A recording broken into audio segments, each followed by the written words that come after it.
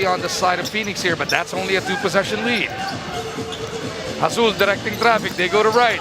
Bounces to Anthony. He goes reverse. Sean Anthony would have gets himself to 13 points. More importantly, it's a 3-possession lead. 102-95. Pito ang abante ng Phoenix. So looking good so far ang Phoenix Super LPG to pick up their second win. Babalik kayo. Belga, pinersa. Bow in traffic. Kita niya, puro maliliit na katawan ito nasa harap ko. Pinamama ni Belga mga tapumat sa kanya. So far, si Belga 3 of 4 from that free throw line this game. Let's see if he can make it another 2-possession deficit na lang.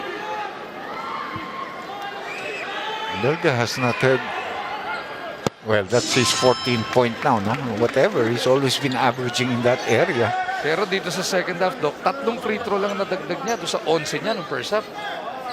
Walang field goal. But this is the important part of the game now. 1 minute and 13 to go. Matagal pa yan, ha? 73 seconds. If you make it 5, that's only 2 possession. 15 puntos para kay Big Bo. Pero after the halftime, dumami na tao dito. Nag-shopping muna sa MOA. Tsaka kainan muna. Nambata! 3! Yes! We got a 3-point game! Yeah, and that's why I said plenty of time. Yung pinilit ni Dimusos kanina, hindi kailangan. Phoenix na ma-score. What will Matthew do? They go to Azul. Kanina pa hinihingi ni Azul.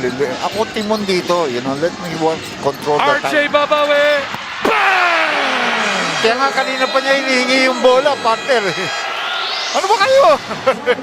25 big points for RJ. What a game he is having. First it was Nambata, and then it was Azul. Big shot after big shot inside the MOA Arena. And because of that, napuwersa na si Coach Chris Gavina, Dr. J, to burn his final time out of the game.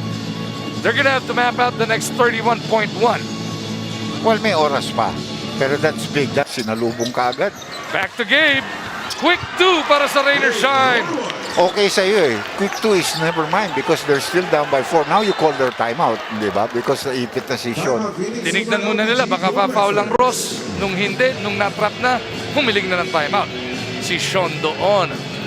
106-102, Doc. 4-point lead for Phoenix. 4 seconds to get it across. Now do you push it up or doon ka pa rin sa likod? Sorry, partner. That really depends on what the coach thinks, no? But right now, that's 2 possessions, so you can really bring it across free throw line. Azul tries to break out. Mocon looking for the open man. Perkins back to Mocon. Si Azul, akong bahala dito. Yaman mo silang foulin ako. Now, if I were Phoenix, tatapusin ko yung 14 seconds bago ako tumira. RJ to Anthony. Ni-yo-yo pa, niluwayan. Rain or Shine in a hurry. Down by 4. Doesn't matter to them. Nambatak from deep. No! And Phoenix will escape Rain or Shine, dog. 106-102. What a finish. May foul yata yun. Wala bang tinawag yun? It was a good game. That even if he made it, it would have been immaterial except for the point system later on. Coach. RJ Azul, 6 of 8 from deep. 27 points in total for him. Siya ang ating dream player of the game, presented to you by Honda, the official motorcycle of the PBA. Yeah, he was very consistent the whole night. And his percentage, I think, was 75% from 3 points. 6 of 8 yan di ba? 75% yan. 7 of 10 total field goals. Pati free throw, 5 of 5. Kaya hawak-hawak niya yung bola. Dapat hindi lang niya binigay kay Sean Anthony.